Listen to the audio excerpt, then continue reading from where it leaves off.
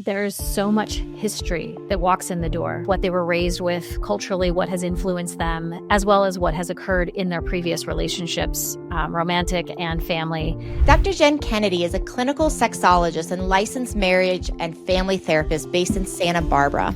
She specializes in the areas of relationships, sex, addiction, and LGBT. In 2023, Dr. Jenn launched the Pleasure Project, which is dedicated to helping us all have better sex lives. Through this venture, she hosts a podcast called The Pleasure Project, Sex and Relationships, and offers small group intensives for women and couples.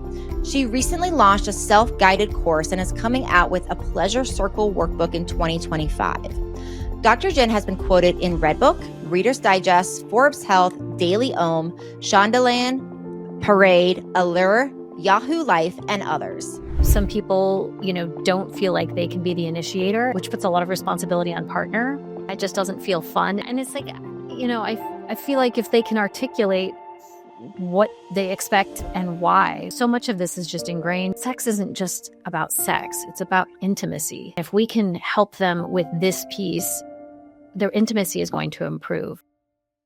A 2023 Harvard study found that out of everything it looked for as far as the root causes to help people have longer, healthier lives, the number one thing the study found that people should focus on is their relationships.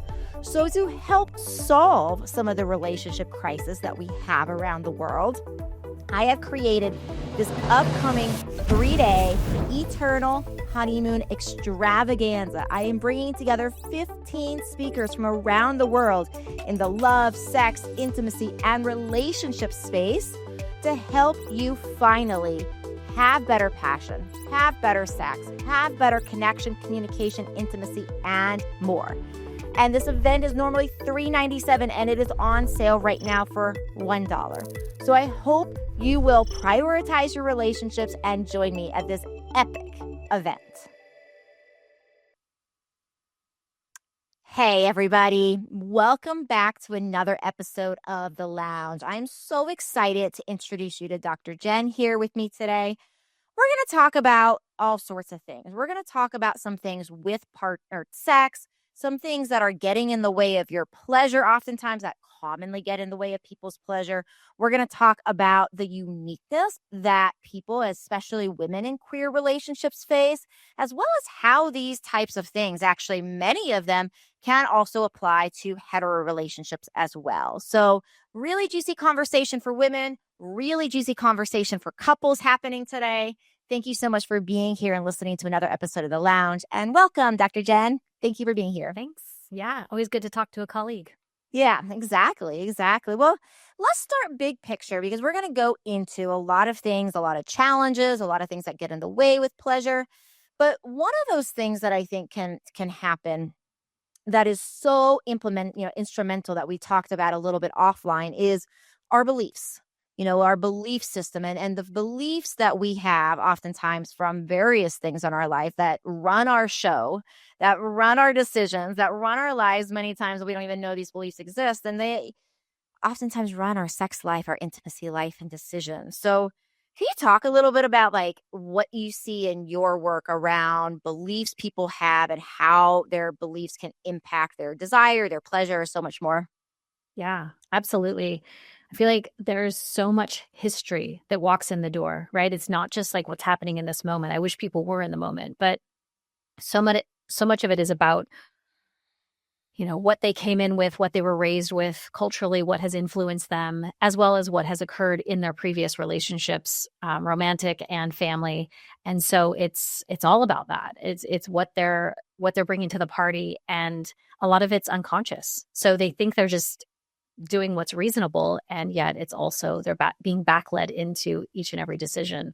So their beliefs are what makes sense to them, perfectly good sense, but it's not always actually serving them. So just so everybody is with us, would you give us an example of what you've seen to be a positive, a supportive belief that maybe somebody has around pleasure, as well as a, maybe kind of dysfunctional, or we could say unsupportive belief that somebody has around pleasure? Yeah. So giving and receiving is definitely one of those things, or initiation can be another one. Sometimes there's gender roles in that, like I have to wait to, be approached, can be a really tough one, where some people, don't feel like they can be the initiator, and so they're sort of in this waiting mode, which puts a lot of responsibility on partner, or it puts a lot of responsibility on self, you know? And so you're in this sort of holding pattern of rigidity that doesn't make for flow. It doesn't allow for like this kind of natural give and take. And you're you're in this role that feels yeah, it just doesn't feel fun. It doesn't feel easy. And so then if X doesn't happen, then Y can't happen. And so it doesn't serve, and it doesn't end up feeling like, spontaneity certainly isn't available. And so it limits what can happen. And that matters sexually, right? Sex can't, I mean, it can happen, but it doesn't happen. And it's not nearly as much fun if it can't be in that space. Yeah, I think those are really good points. Like this concept of one person is not wanting to initiate because they have a belief that it should always be that opposite person, right? And sometimes there is, like you said, a gender component of that.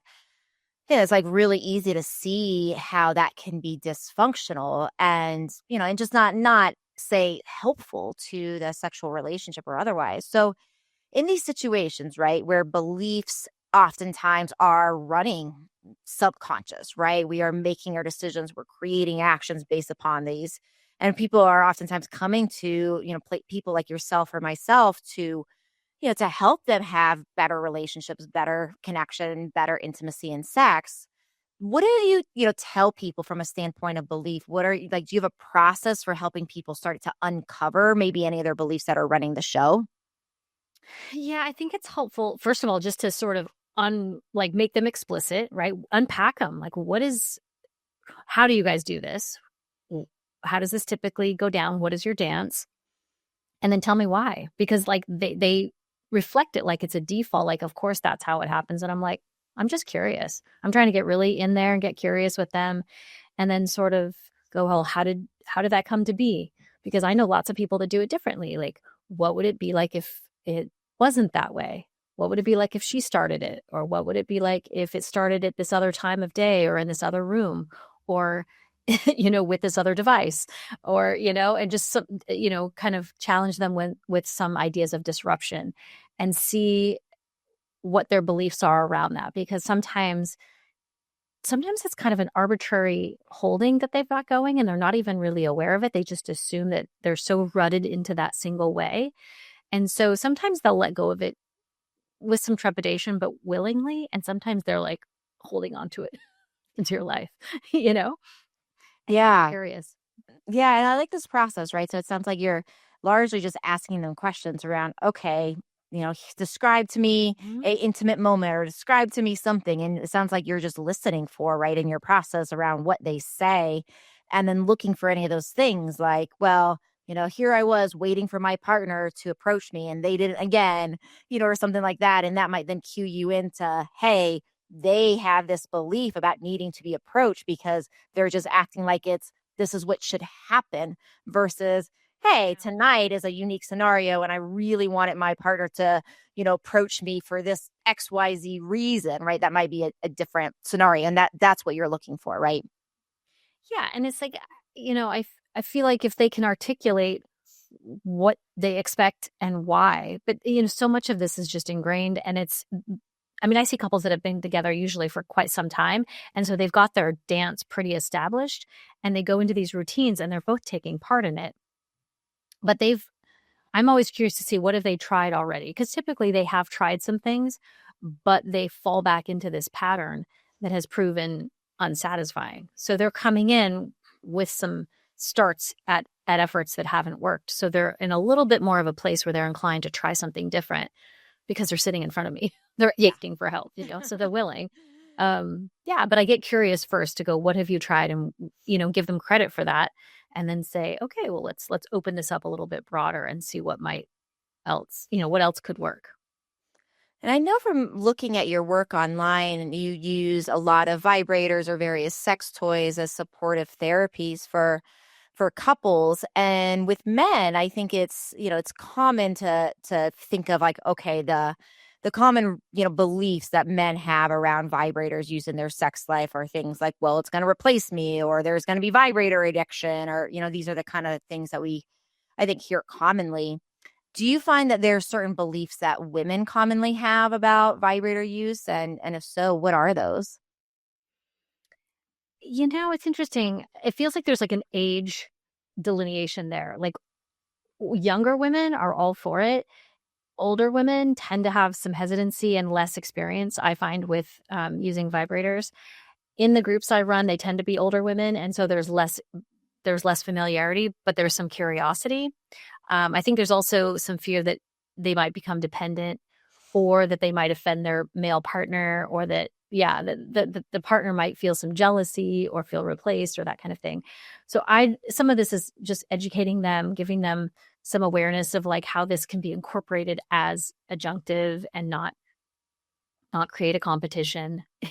Yeah. It can be really helpful. Yeah. We're not a competition, penis versus dildo. No, it can do all kinds of lovely things. And sometimes it can also be it can be really helpful to both partners. So it doesn't have to, be this shameful thing or this giving up. It can actually be really helpful, seen as like sexual wellness, assistance. Yeah. So I'm super curious, because there's a conversation that I have a lot with couples too, and I'm very curious to see how aligned we are here in our methodology. What is your process for like instructing, giving couples support with bringing a vibrator, bringing a toy into their relationship and into their intimate space, especially in these situations where, there are these beliefs, there is this fear, there is, there are these kind of core beliefs that they need to be careful with. So tell me about your process, if you would. So it depends on kind of where they are in their process. So and this is with anybody, single or coupled. I'm sometimes going to say, hey, have you thought about this? We're going to talk about it first. I might send them like some visuals. I might talk them through it. I've got samples in the office for different things that might be helpful. Just to kind of normalize it, let them put it in their hand and hold it, and say it's not this big scary thing. This is how it's going to feel. This is how you're going to take care of it and wash it.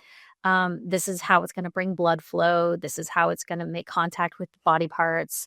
So it's like, feels like I'm kind of a medical professional a little bit, like giving them some of that. And this is how good it's going to feel. Give them some.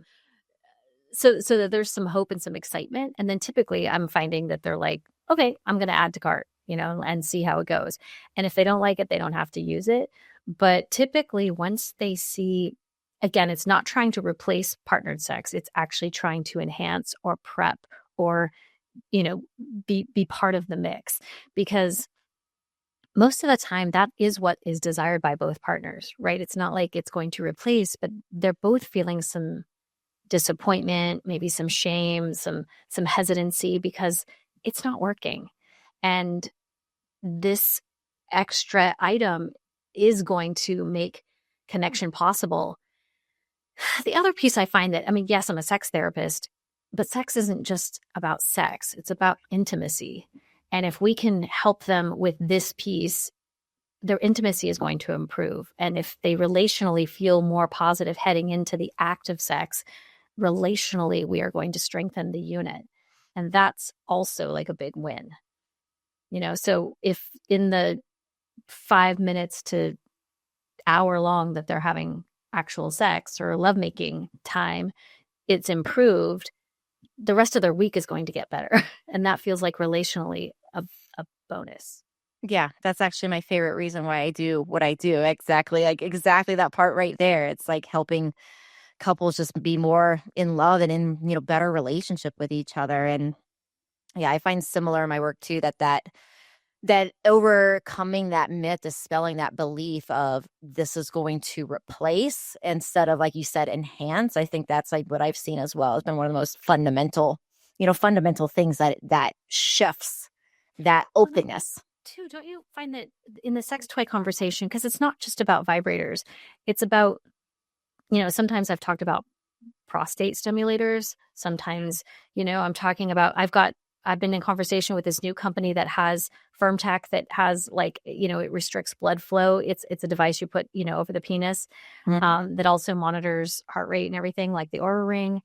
Like I'm looking at it as different ways of enhancing overall wellness for the couple, right? So sometimes, it's one thing or another, but I'm being really practical about it. Like, what do you need to move your sex life in a positive direction? And it might be nipple clamps, right? It might be a blindfold. It might be a little bit of hot wax. Yeah. Like, let's open the door here. What is that company that does the firmware? It's called Firm Tech. Oh yeah, I have heard of Firm Tech. I need to look into them. Have you heard of? Do you know Lioness? Have you heard of Lioness? No. Lioness is like that for women. So it's a rabbit style vibrator that will track female orgasms. And they're super connected to research. They work with the Female Orgasm Institute and some of the research over there. And what they're finding, what Linus is finding in some of their studies thus far, is that when women track, and it's like on an app, so you can be with your partner and you can actually see, your partner can see in real time what's happening. That is no surprise, like anything else that we tend to, track in our data software, that orgasm, like frequency and intensity, improve. So, Yeah. but I'm glad to know. Thank you for that reminder on Firm Tech. I'm going to reach out to them because Yeah. it's an important device. Okay, well, let's talk a little bit about women in particular. So, what do you find for, I would say, let's talk about like women in general from a sex perspective as far as challenges. And then let's even speak to queer women and talk about some of the things that are unique to some of the challenges that queer women face from a standpoint of pleasure. Sure. Yeah. So women in general, I mean, it just takes a little longer than it takes for men, right? We know this. Again, what's interesting is, of course, women by themselves, women masturbating can get it done in about 2 minutes. but but women, with a partnered situation need some more lead up time. They just do, right? Typically their warm up is going to be taking 14, 17 minutes, somewhere in there. Women are more in their head, they're not their desire and their arousal, or there's a gap there. So they need some time to get on board. Um, they're bringing in much more history. They're bringing in culture. They're bringing in body messages. They're bringing in lots of other, elements to the party. They're bringing in responsibility and, all of their relationship to pleasure is much more complicated in general. This is some of the stuff I talk about in the course. But what we also saw as a subset to that, that's women in general, but as we saw as a subset to that is women who are same-sex attracted. And this is specifically, the data is different between bisexual women and lesbian women. So the data I looked at mostly was lesbian women, but that their situations are unique in that. Just a quick interlude because I want to address that it is so common that people are struggling to prioritize their relationships and their intimate life between jobs and kids and caring for elderly parents and so much more. Sometimes it can just feel like a last thing on the to-do list. Now, if you're struggling with that, or if you're struggling with having better sex or having good orgasms or lasting longer or erectile dysfunction or pelvic pain or something else in the sex, emotional, relationship, intimacy space, you are definitely going to want to take a moment right now so you remember to sign up for the Eternal Honeymoon Extravaganza. I have 15 speakers that I've specially curated and picked from around the world for a very complete and holistic look and teachings and actionable steps from everything under the sun, sex, and relationships. So take a quick minute, go click on that link and register to make sure you remember. And I look forward to seeing you there. Now let's get back to our episode. In a couple of ways. One is that they have homophobia, right? So they're dealing with that internalized as well as just general homophobia. So that's an extra layer. So they've got the coming out component that sometimes causes as more difficulty. On the sexuality side, they're negotiating sexual roles. So if you think about, in society, there's typically roles for kind of the male and female components. Whereas in a same-sex relationship, you're negotiating all of that. Who takes what role, Now, statistically, it does show that females in relationship with one another sexually are more satisfied. The frequency is a bit less, but the satisfaction is higher because the orgasm rate is so much higher because the lovemaking tends to be longer. Like the lead up is so much longer. Women in sexual play with one another tend to define sex so much broader. So instead of it just being penetration, there's usually such a broader view of it. So it's kissing, it's cuddling, it's touching, it's tribadism, it's the whole gamut is defined as sex. So there's much more sensuality if you think about that from a full body based sensuality.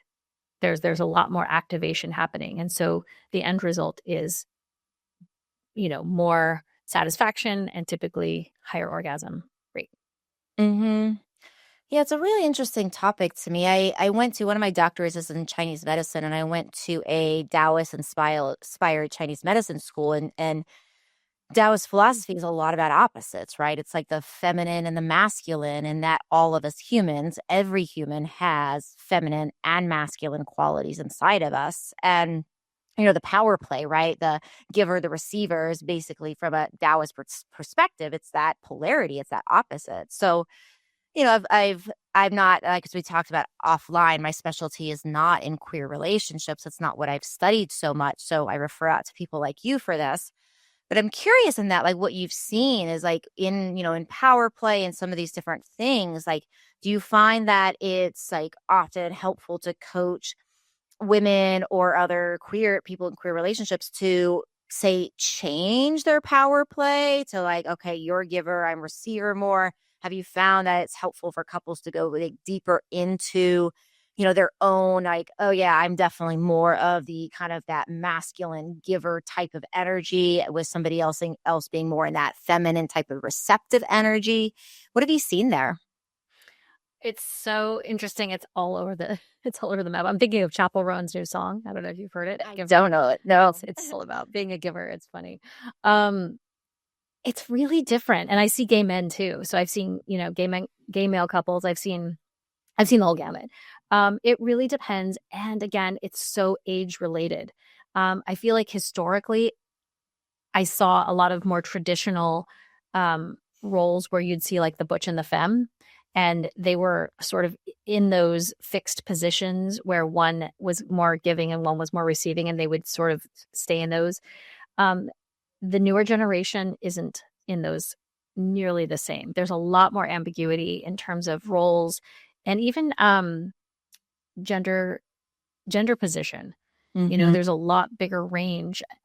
I mean, 20 years ago, we didn't have the same languaging around, um, gender being they them, and like the whole ability to sort of be in there, and so that sort of plays into it too. Um, I feel like the younger generation has been raised. Well, they've been raised with porn, first of all, so that affects everything. Mm-hmm. But there is much more interest in reciprocity and in gender switch and in role switching. Mm-hmm. That there's just more of a culture of that. So it depends on who's sitting in front of me and where they feel like they are. I'm not going to say anything's important for any couple, right? If they feel like they really love one particular role, then great. If they typically, I find that people kind of gravitate to a role, and that's men, women, women with women, whatever. But sometimes there is an interest and a curiosity, and some of that's coming into that role as they age and mature. They sometimes want to have more power in that other role, or they have more, as they get more confident, they actually want to have more submission into a different role.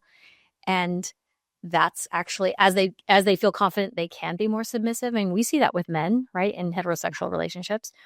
More vulnerability, more submission, that can be a very powerful position too. And so part of that is just helping them articulate that. Where do you want to be, and how do you want to be pleasured? And what does that mean to you?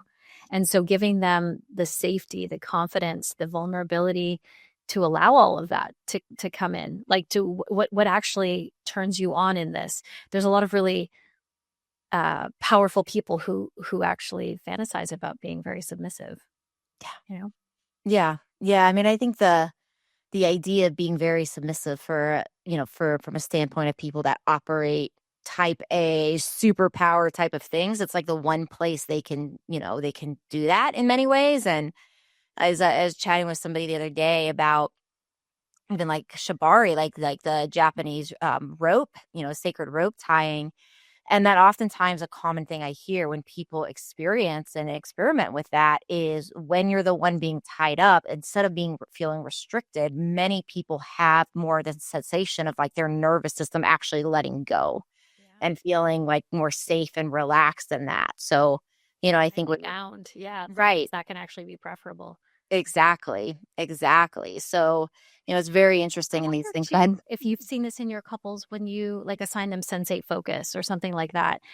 And typically one person kind of feels more comfortable giving versus receiving, right? They shine in that role. But then when you ask them to reverse, they're like, you know, Yeah. that's where it starts to show. It does. I mean, and I look at, like giving, sensate focus, these types of things as almost different archetypes that we have in us sometimes. And, Yeah. I think sometimes we are almost like programmed, nature probably and nurture both, to have these certain archetypical like needs and preferences. And, for some people, like I see very much like giving is actually the fastest way for them to get turned on, is actually being in that giver role.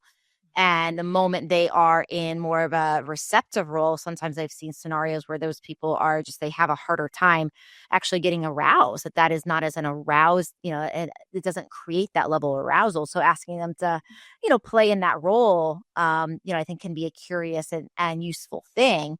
But sometimes like that arousal just doesn't happen. Do you see that as well? Yeah. Yeah, absolutely. Sometimes there's um I mean, I know plenty of gay women that don't receive at all Yeah. ever. And that's an interesting dynamic that has just always been. And I don't want to pathologize it, but it exists. And so understanding sort of who's sitting in front of me and what are their limits and what are their preferences, right? I'm not going to assume it's trauma. Sometimes that's just what they prefer and how they like to show up erotically, and then going from there. Because as long as there's an entry point and as long as they know what they like and there is something that they like and that they have a partner that is willing to play with them in some way, then we've got somewhere to go. Yeah. Yeah. That starting point, that entry is so key. Well, I want to make sure we have a moment to chat about attachment styles as well. And, and like I mentioned offline, we have talked about attachment styles several times on here. So everybody, if you're listening, and you have not heard those episodes, please go back and listen to our other episodes on attachment. But I do want to talk a little bit about that, and just from your perspective, like where do you see attachment styles play into eroticism? And what are the strengths of helping figure out people's attachment style? And I guess the third part of that question is, do you feel that it is necessary for people to actually address their attachment style in order to achieve higher levels of pleasure and better eroticism? Mm. Yeah. So this is actually kind of where we began today, right? When you said about beliefs, because I do feel like that's so connected to attachment, because attachment often is, coming from family of origin, from your original caregivers, Yeah. as are your beliefs. And so that, not that it can't change, but typically that's where it's sort of coming together, is how you were raised. And early caregiving starts to give you messages about who you can trust, including yourself, how you see the world, how safe it is, how much, how much you can venture out, and do you think your needs are going to be met, that type of thing in the world.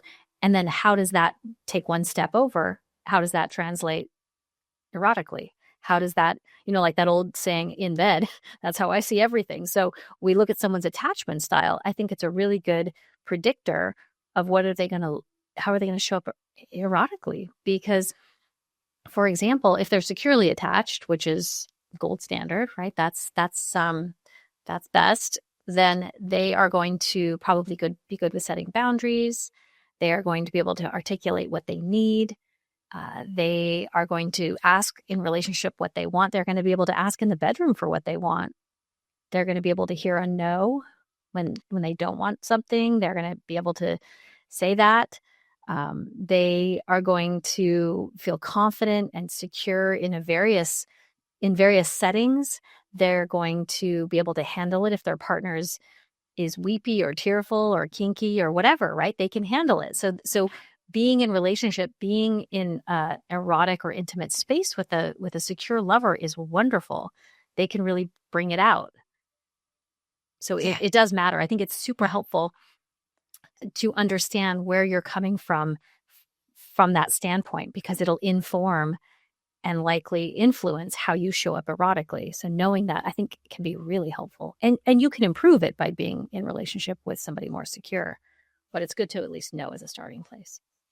Yeah, that's one of the things I have emphasized so much that's always worth, saying again, which is I think it's so frequent that people are saying that, hey, when we have these things to work on, we need to, go work on them ourselves and don't get in a relationship until you're whole. And so if you find out that you're anxiously attached, like go figure that out. And what I find in the sex therapy world, as well as in a lot of, I think, more advanced relationship coaching, is that it really brings light to the fact that a lot of how we heal these insecurities and a lot of how we actually form, better attachment styles in this particular conversation is actually in relationship. It's not on our own. It's actually we heal, and it's like shows the power, I think, of relationships, because we heal in the middle of our relationships, and we can do that. We don't have to be 100% healed and fix everything on our own. We can do that together.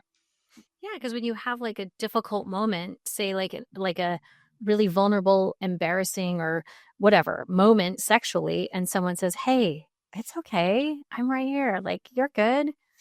That's so reparative, right? That's you can't do that by yourself. I mean, you can soothe yourself and say, "Well, I'm not whatever," but like when someone else does it and they're witnessing it and they're cool with you and they are loving, that is so healing. Yeah. So Yeah, my terrific. partner helped me so much develop a more secure attachment style. And there was just, I used to be very, very anxiously, I shouldn't say very, very, I'd give myself one very, but still, still anxiously attached. And when I would have moments of saying things to him, be like where I would kind of start to spin out, he would say to me, he's like, "You're take a breath. You're allowed. You're human. You're allowed to have a moment." And it was just it was like all it took.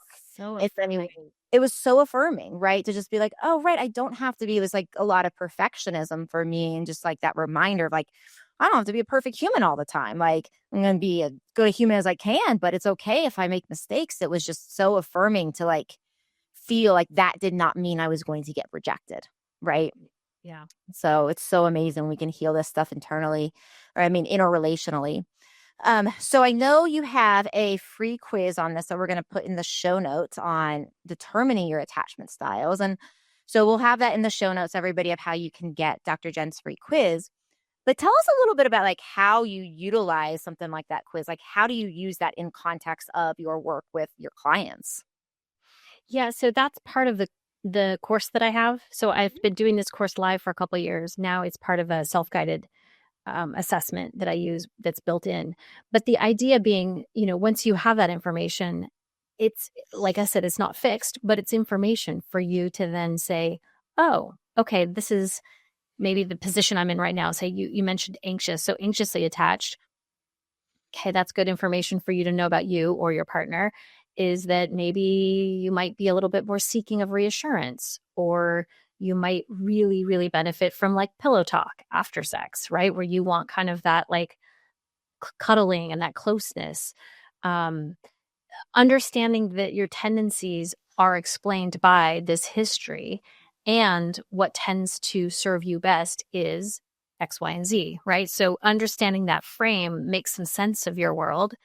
And also, if you're aware of something, you can choose to do something healthier and different to move closer to the healthier attachment as well.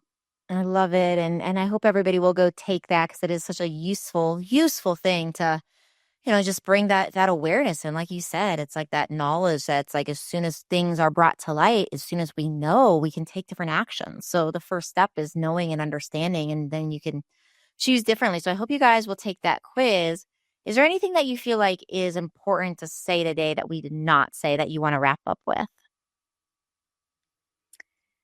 Um, it's a journey. I guess I just want to encourage people that you're not fixed in your sexuality, and just, be curious and just continue to engage with yourself, engage with others. I love that people are listening into this.